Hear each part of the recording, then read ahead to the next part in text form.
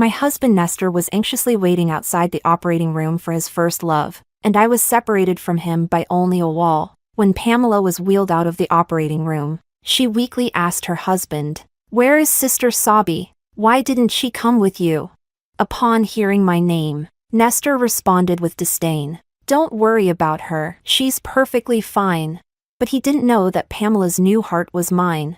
Chapter 1. The nurse covered my corpse with a white sheet, announcing the end of my life, although I was clearly dead. For some reason, my soul remained hovering in midair. I watched as the doctors busied themselves in the operating room. I watched as Pamela's vital signs finally stabilized, and the doctors wheeled her out of the operating room. Instinctively, I floated in her direction. Nestor was pacing at the door, his brows furrowed, his fingers unconsciously tapping the phone in his pocket. When he saw the doctor come out, he quickly stepped forward, his voice revealing his concern. "How is she?" The doctor stopped to address him. The surgery was a success, thanks to the timely heart donation. Nestor's face relaxed slightly, and he finally breathed a sigh of relief. "Do you know who the donor is?" "I would like to thank the family," he asked. Catching up with the doctor shook his head.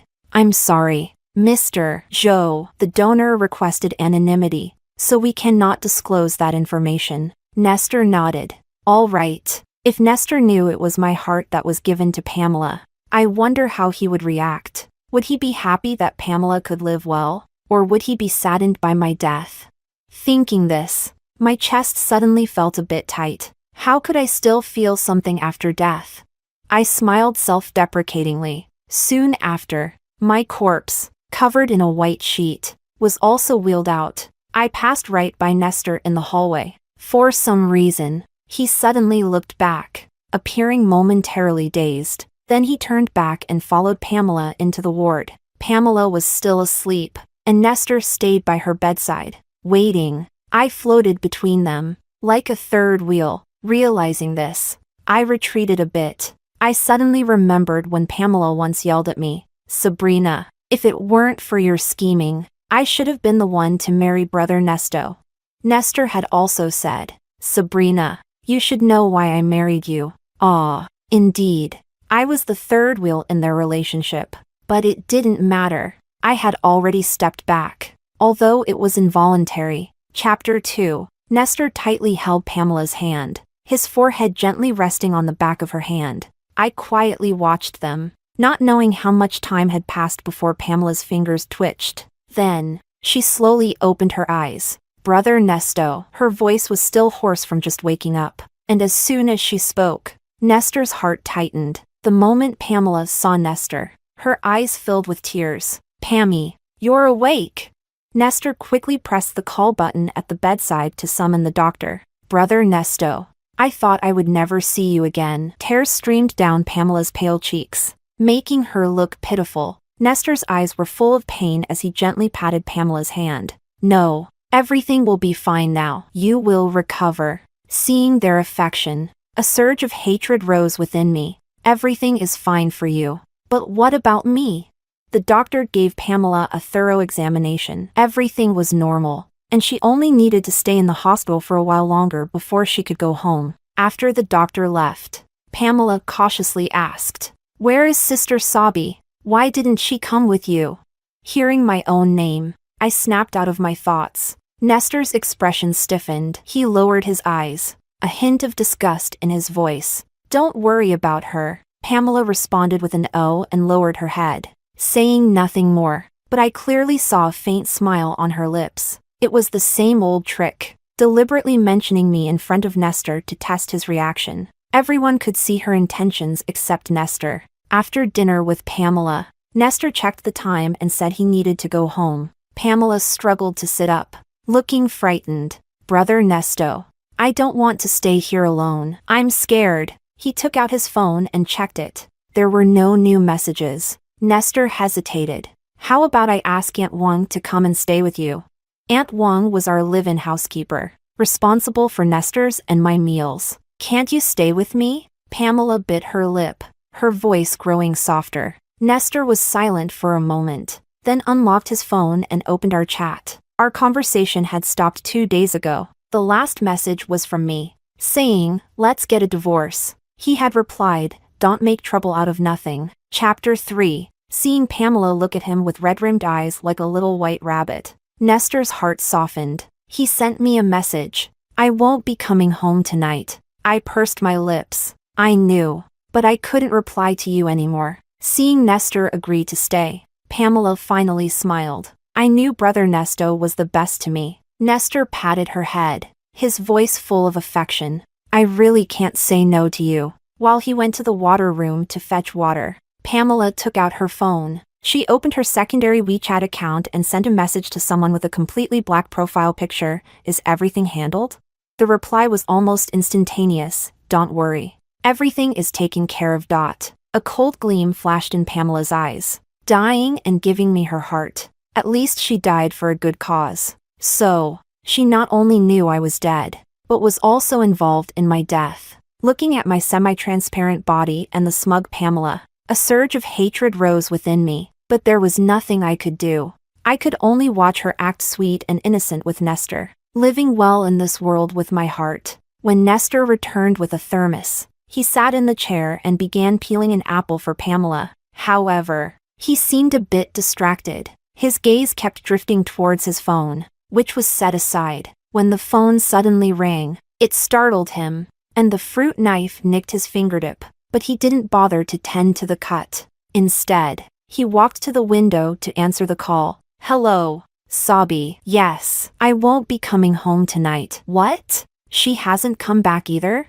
Nestor's face changed slightly. "I understand." He hung up the phone. Pamela saw this and quickly wrapped his finger with a tissue. "What happened?" she asked. Nestor shook his head. "Something came up at the company. I need to go." I was taken aback. The call was obviously from Aunt Wong. So why was he lying? Pamela didn't seem to notice Nestor's odd behavior and nodded obediently. "All right. Go ahead then." Nestor picked up his suit and walked to the door. As he reached the door, he turned back and said, "Rest well. I'll come see you tomorrow." My heart stirred, and I decided to follow him out of the hospital. I wanted to see where he was going. Chapter 4. On the way home, Nestor drove, his face serious, seemingly preoccupied. Whenever the light turned red, he would open our chat. Seeing no reply from me, he sighed and put the phone down. I was confused. What was he thinking? Was he expecting a reply from me?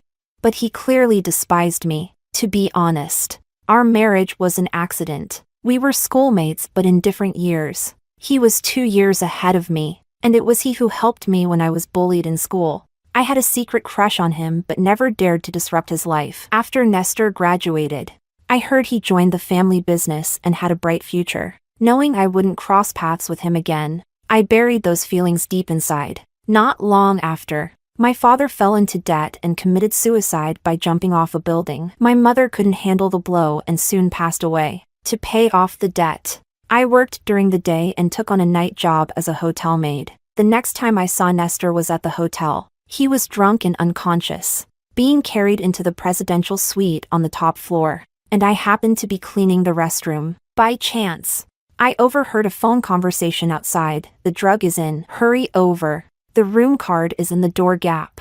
Then they left. I knew this wasn't something I should get involved in, but after confirming there was no one outside, I was about to leave. But before leaving, I glanced back and saw that the person lying on the bed was Nestor. His face flushed. He frowned, his eyes closed, and his long lashes cast shadows on his face. Should I help or not?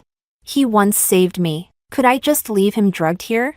After hesitating for a moment, I took the room card from the door gap and locked the door from the inside. I poured a glass of water and walked to the bed, trying to wake Nestor. When Nestor opened his eyes, he was groggy. He looked at me and suddenly called out, "Sabrina?" I was stunned. Did he recognize me? Chapter 5. His expression quickly turned dazed again. "Senior, have some water and take a shower, okay?" I tentatively reached out and patted his shoulder, but Nestor grabbed my hand and pulled me forcefully towards him. After a dizzying moment, I found myself pinned under him on the large bed. He leaned in close, his breath hot against my skin, burning away my reason. My heart pounded wildly. Senior, please wake up. I kept pushing at his shoulders, but he was beyond reason. His scorching kiss landed on my lips. My mind went blank, and I heard the last thread of my sanity snap. Everything spiraled out of control. Faintly, I heard urgent knocking on the door. Nestor cupped my face. Sobby, focus. I didn't know how long it lasted, but eventually, I fell into a deep sleep, waking only when daylight filled the room. Recalling last night, I sat up in fear, seeing Nestor still asleep beside me. I wanted to sneak out, but my movements woke him. He squinted at me for a while, seemingly trying to recall what had happened the night before. What happened? His face grew darker as if he remembered something. My heart tightened, and I stammered. It was an accident, but he didn't want to hear my explanation. He coldly said, "Wait for me outside," and went into the bathroom, putting on a bathrobe. I bit my lip, feeling endless grievances. Why did he treat me this way? It was his loss of reason, so why did I have to bear the consequences? When he came out, he threw a bank card onto the coffee table. 1 million. Let's pretend nothing happened yesterday. I stared at the card, feeling a mix of emotions. With a hoarse voice, I said, "No need. Nothing happened anyway." Then, I opened the door and left the room. In the elevator, my legs felt weak, barely able to stand, and tears finally streamed down my face. Chapter 6. Forget it. I'll just consider it as repaying him for saving me. After crying my heart out, I consoled myself. To avoid any further trouble, I resigned from the hotel that very day. However, in my panic, I forgot to take the morning after pill. The next month, when I realized my period was late, I bought a pregnancy test kit out of a faint hope. But the 2 red lines on the stick sent my mind reeling. To make matters worse, on the day I went to the hospital to schedule the procedure, I ran into Nestor. He walked past me in a hurry, bumping into me, causing my papers to scatter everywhere. As he helped pick them up, he apologized, but then froze when he saw my name and the abortion form. Nestor looked up at me in disbelief, meeting my evasive gaze. "You're pregnant?" I stammered that it was none of his business and turned to leave, but he grabbed me. "We need to talk." Thus, under the arrangement of fate, I married him while carrying his child. He paid off all my high-interest debts. After marrying him, I found out about Pamela, his childhood sweetheart. They had been engaged, but I had inadvertently come between them. However, the baby didn't survive. 4 months into our marriage, Pamela's constant provocations finally made me angry for the first time. She called my unborn child a bastard. She called me a wretch without parents. I tried to stay calm, but she pushed me from the second-floor staircase. In excruciating pain, I saw her face twist into a malicious smile. Then she clutched her heart and fell to the ground. By the time Nestor arrived at the hospital, our baby was gone. I sat on the bed in tears, but Nestor's face was dark as he questioned me. "Do you know that Pammy has a heart condition? She can't be stressed. What did you do to her?" I widened my eyes in disbelief. "I didn't do anything. She pushed me. Our baby is gone." But Nestor pursed his lips, looking at me coldly. "Pammy is a kind girl. She wouldn't do such a thing." "Sabrina, you disappoint me." With that, he left without looking back. Chapter 7. Since then, the only bond between Nestor and me vanished. He never touched me again, and his attitude towards me remained cold and distant. Pamela was pleased with herself, playing the innocent neighbor girl in front of Nestor while bullying and insulting me whenever he wasn't around. "Just wait. I will take him back," Pamela said arrogantly, but I never thought she would use such means to take Nestor back. And in the process, she also took my heart. I had already signed the divorce papers. I had planned that once Nestor signed them, I would leave the city without hesitation. However, she had no intention of giving me that chance. Early one morning, Pamela tricked me into leaving the house. She told me Nestor was in trouble and that I should go to Genhua Road and wait for her there. Although Genhua Road was remote and I had some doubts, I still went because it was about Nestor. To my surprise, when I arrived, I was met with a premeditated car accident. I don't know when Pamela set her sights on my heart or how she managed to forge my consent form for donation, but as a person without family or connections, my disappearance wouldn't matter to anyone. She succeeded. Chapter 8. I closed my eyes for a moment as Nestor suddenly braked the car. Oh, we were home. As soon as we entered, Aunt Wang greeted us, saying to Nestor, "Sir, Madam hasn't returned yet." Nestor frowned. Got it. When did she leave?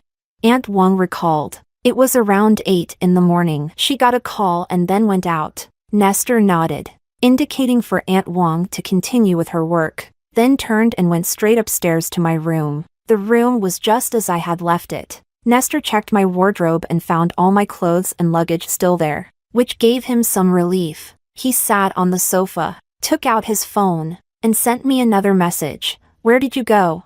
How strange. Why was he so intent on finding me today?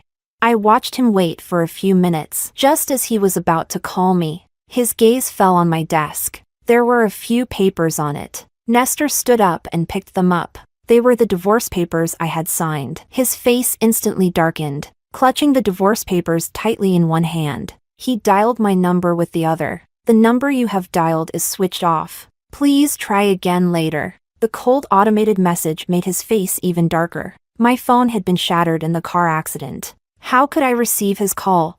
Watching his unusual behavior, I found it amusing. He had been indifferent to my life and death before, but now he was so anxious after my disappearance. It was ironic. He took out his phone again and sent me another message. Stop being stubborn. Come back when you're done causing trouble. Reading those words, an inexplicable sadness welled up inside me. When would he finally realize that I had left him forever?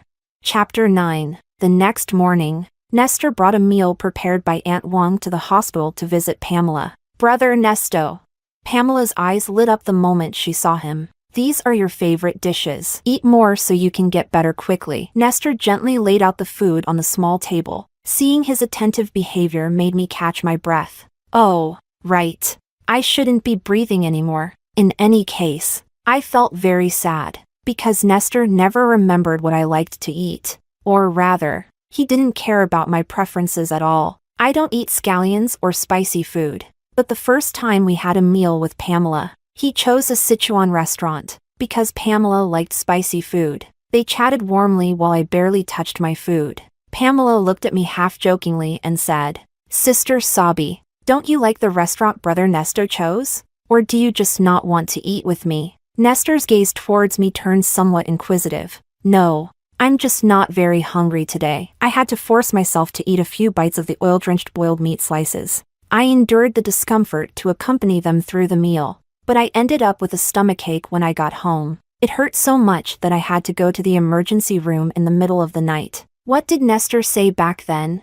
How can you be so delicate? You get like this from just one meal? Pammy is perfectly fine. I was too pale and speechless. Ended up staying in the hospital for half a month. I snapped out of my thoughts and saw Pamela pouting and acting spoiled. Brother, can you feed me? I don't want to move. Nestor chuckled. He was about to agree but seemed to remember something. His words changed to, Pammy, you're a grown-up now. You can't always have your brother feeding you. Pamela was stunned, not expecting him to refuse. Floating nearby, I recalled the argument we had before. What do you take me for? And what do you take Pamela for?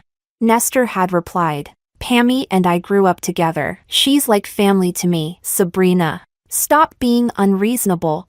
No matter how much like family, you are both adults now. Shouldn't you keep a proper distance? If you want to be with her, I'll leave. Our marriage was an accident anyway.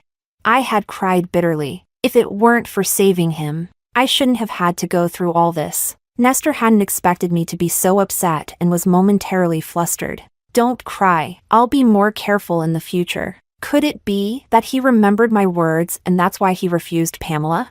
I couldn't help but wonder. Then I felt I was being foolish. Nestor didn't love me. Why would he care about what I said? Brother Nesto, are you getting tired of me? Pamela pouted, her eyes glistening with tears. Nestor panicked and quickly grabbed a tissue to wipe her tears. No, don't get emotional. It's not good for your heart recovery. I will never get tired of you. Pamela continued to cry while leaning her head on Nestor's chest. Nestor's body tensed, but he didn't push her away. Instead, he reached out and gently patted her back comfortingly. Watching Pamela's pretense, my heart surged with hatred. She had harmed my child and me, yet she could still act coy in front of Nestor with my heart. Brother Nesto is the best to me, Pamela sobbed. If Sabrina hadn't seduced you, would you have married me, Brother Nesto? Upon hearing this, Nestor was silent for a moment. Pammy, he said slowly, there are no ifs. What if Sabrina were gone? Would you be with me then? I'm no longer a burden. My heart condition is cured. I won't drag you down. Pamela clutched his sleeve, her face stubborn. Nestor sighed. Since I promised your parents I'd take care of you, I won't break that promise. Don't worry. Even though I'm married, I won't abandon you. I scoffed. Pamela leaned against him, appearing obedient, but her eyes flashed with jealousy. After visiting Pamela, Nestor went to the office. After passing the reception, he suddenly turned back. Have you seen my wife these past 2 days? He asked. The receptionist thought for a moment. No. Nestor's eyes darkened. Just as he was about to leave, the receptionist suddenly remembered something. Mr. Joe. What is it? Nestor turned back. Yesterday morning, your wife called. She said she couldn't reach you and asked if you had come to the office. You hadn't arrived yet. So I told her no. The receptionist recalled my call from yesterday morning. Yes. After receiving Pamela's call, I had tried to contact Nestor. His phone was off. I then called the office to confirm he hadn't gone to work before heading to Genhua Road. Hearing the receptionist's words, Nestor looked puzzled. Yesterday morning? I didn't get her call, he muttered to himself as he walked into his office. Thinking about it, he took out his phone again and saw that I still hadn't replied. How long will this go on? Nestor sighed, picked up the intercom. Secretary Lee, please book a restaurant for tonight, a table for 2, for our wedding anniversary. Hearing this, I looked at him in disbelief. Chapter 11. Nestor sent me another message. Sabi, I've booked a restaurant. Can we have dinner together tonight? I felt a bitter ache in my heart, my nose stinging. Yes, today was our first wedding anniversary, but what was the point of treating me well now? In the afternoon, Pamela called. Brother Nesto, when are you coming to be with me? Nestor frowned, his eyes fixed on his inactive phone. Brother? Pamela called out, testing his attention when he didn't respond. Sorry, Pammy, I'm a bit busy today and can't find time to visit you, he quickly answered, snapping back to reality. All right. Pamela sounded disappointed. Would Nestor really decline Pamela to have dinner with me? I was a bit surprised, but knowing Pamela, she wouldn't give up easily. Sure enough, not long after, the hospital called. The doctor said Pamela had fainted and her condition was unstable, needing a family member to accompany her. A rare look of frustration crossed Nestor's face, but he still drove to the hospital. How's Pammy? Seeing Pamela lying in bed with her eyes closed, Nestor hesitated and asked the doctor beside him. The doctor replied, Miss Bai suddenly got emotional and couldn't breathe, so she fainted, with no one else to stay with her. Nestor had to wait for her to wake up. He kept checking the time on his phone, perhaps thinking about our dinner plans. But I couldn't keep the appointment. Nestor. After 2 hours, Pamela slowly woke up. Brother Nesto. Seeing Nestor, she started to tear up again. Pammy, I have dinner plans with Sabi tonight. I really can't stay with you. Nestor interrupted her as soon as she woke up. Pamela was taken aback. With Sister Sabi? Yes. She hasn't replied yet, but I can't leave her hanging in case she shows up. Nestor nodded. Pamela lowered her head, a subtle look of mockery flashing in her eyes. I guessed she must be thinking, Sabrina is already dead. How could she show up for dinner? Rest well. Nestor stood up to leave. Brother Nesto. Pamela sat up and tried to get out of bed but fell to the floor. Pammy! Nestor turned back, quickly rushing to help her up. In the process, his eyes caught sight of a small pendant that had fallen from the bed. It was the star charm from my necklace. What's this? He picked it up and handed it to Pamela. It's my pendant. Pamela's face changed slightly as she quickly put it away. Nestor found the pendant familiar but couldn't recall where he had seen it before. He helped Pamela back into bed and immediately headed to the restaurant where we had planned to meet. But he waited there all night and I never showed up. Chapter 12. The more Nestor thought about it, the more something felt wrong. He finally couldn't resist contacting a private investigator. Help me find out where Sabi went. I floated beside him, watching his uneasy expression. To be honest, I was curious too. How exactly had Pamela dealt with me? The private investigator quickly responded, reporting that there were no records of me buying tickets at the airport, port, or train station. The last time surveillance captured me was when I hailed a taxi in front of our house. Reading the investigator's message, Nestor felt a sinking feeling in his heart. A hint of panic appeared on his face. Track that taxi. The taxi was legitimate, and the driver was quickly contacted. The driver said he had dropped me off near Genwa Road, but knew nothing more. There was no surveillance in that remote area. Genwa Road is so remote. What was she doing there? Nestor recalled something Aunt Wang had mentioned. Around 8 in the morning, she got a call and then went out. He immediately ordered, find a way to check her call records. See who called her, perhaps clinging to a sliver of hope. He didn't report it to the police. Checking the call records wasn't difficult. The last call was from Pamela. Nestor's expression was as if he had been struck by lightning. What? He abruptly stood up, knocking over the coffee cup on his desk. Warm coffee spilled all over the documents, but he didn't notice. Nestor finally remembered why he hadn't received my call. He had been at the hospital with Pamela at that time. Pamela had asked for his phone to play games. Then, he checked the surveillance footage again, though not obvious. I was wearing a necklace, with a star pendant. At that moment, all color drained from Nestor's face. He contacted the private investigator again. Find out who donated the heart to Pamela. I was amazed by Nestor's sharpness at that moment. His shock and pain seemed genuine. For once, his usually cold and indifferent face showed a hint of regret. The investigator's email quickly arrived. The donor was Sabrina. Nestor closed his eyes slowly. His lips were completely devoid of color. So, it was you? He murmured. I didn't know if he recalled the day before yesterday at the hospital when he looked back at me, covered in a white sheet. As he followed Pamela. Chapter 13. Nestor sped to the hospital at 120 miles per hour. He pushed open the door to Pamela's room and walked in. Brother Nesto? Why are you here so late? Pamela woke up, frowning slightly. Where is Sabi? Nestor's voice carried no emotion. Sister Sabi? I don't know. Pamela blinked, feigning innocence. My patience is limited. Pamela, where did you take Sabrina? Nestor took a few steps forward, towering over Pamela sitting on the bed. That star pendant was on Sabi when she disappeared. If you really don't know, why was it with you? Pamela bit her lip, about to lie again. Nestor grabbed her wrist. Whose heart is it? Is it Sabi's? Tell me. Seeing no way out, Pamela dropped her act. Yes, it's hers. She's dead. Hearing her words, Nestor's eyes darkened. If she's dead, I want to see her body. Where is she? Pamela laughed as if hearing a funny joke. Are you seeking justice for her now? Sabrina seduced you, got pregnant, and used despicable means to marry you, becoming an obstacle between us. Does it matter where she died? I took her heart, and now I can live well without Sabrina. You'll marry me, right?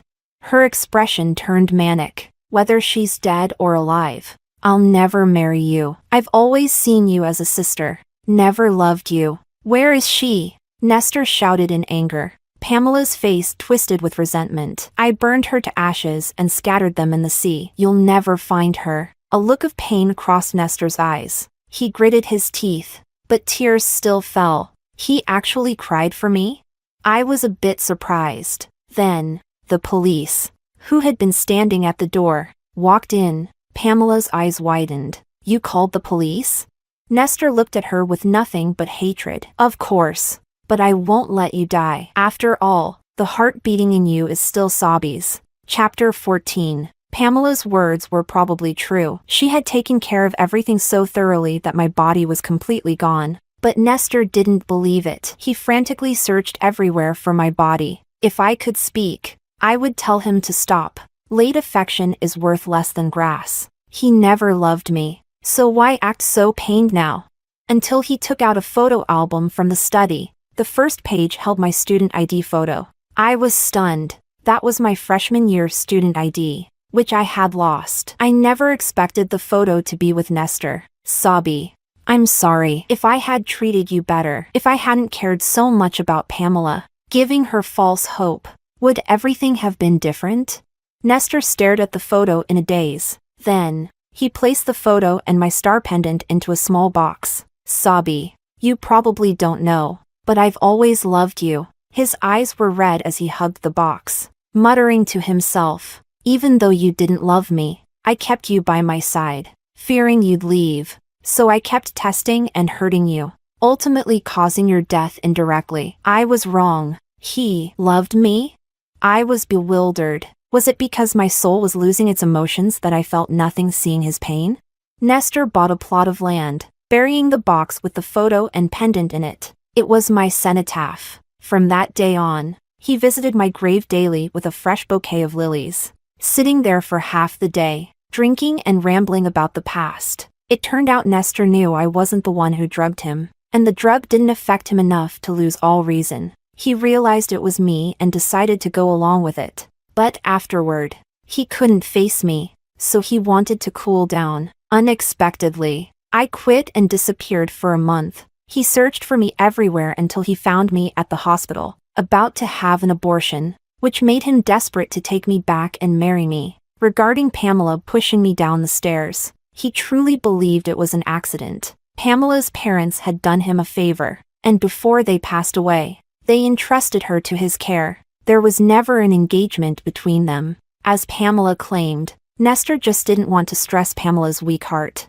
so he protected her. But no matter what he said, the harm he caused me was real, and it's something I can't forgive. Chapter 15. Pamela and the hitman she hired were both caught and sentenced to life imprisonment. Nestor used his influence to make her life in prison miserable. She repeatedly tried to contact Nestor through the guards, but he refused to see her. Soon after, Pamela committed suicide in prison. When the news of her death reached him, Nestor was at my grave, gently cleaning the tombstone with a damp cloth. Dead? As long as her heart is returned. Nestor answered the call, his voice icy. On his way back, Nestor drove distractedly, eventually crashing into a speeding truck that ran a red light at a turn. Ending it this way is good too. See you in the next life. At the moment of impact, I heard him murmur softly, his hands leaving the steering wheel. There was no surprise. Nestor died instantly, and I, watching my body become increasingly transparent, knew my time had come. If there is a next life, I only wish for a peaceful and happy life. Never to meet Nestor again. But when I opened my eyes, I was back in the hotel restroom. Outside, someone was on the phone. The drug is in. Hurry over. The room card is in the door gap. That familiar conversation. I was reborn. I stared at myself in the mirror in amazement. I was back to being a hotel maid. Outside should be the drugged Nestor. After the people outside left the room, I quickly stepped out. Nestor lay on the bed, semi-conscious, recalling everything from my past life. I decisively opened the door and left without looking back. Let go of the savior complex, and respect others' destinies. In this life, I will live well for myself.